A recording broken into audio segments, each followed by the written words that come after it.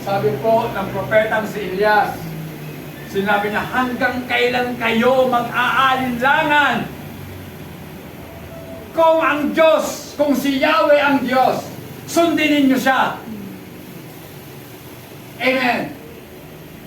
At kung ang Diyos ay si Baal, kung si Satanas ang Diyos, sundin ninyo si Satanas.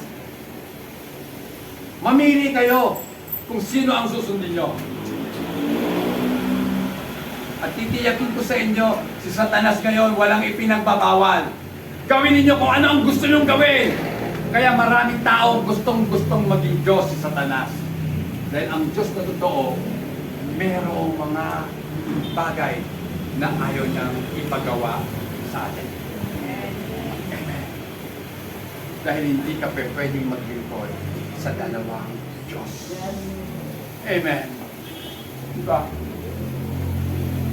Kung ikay nahihirapan, gusto mo lang iligtas ang katawan mo, mamamatay kami, pastor, sa gutom.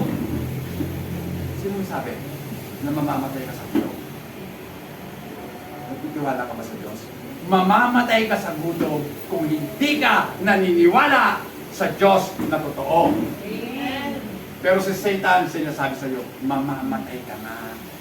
Amen. Kaya kung ayaw mong mamatay, kumapit ka na sa patalim. Hangal na taong naniwala kay Satanas. Ang sino mang kumakapit sa patalim, masusugatan ng kamay. Tama? Kakapit ka doon eh. At hindi lang kamay ang susugatan ni Satanas. Susutatarakang pati puso mo. At kalaunan, mamamatay ang kaluluwa mo.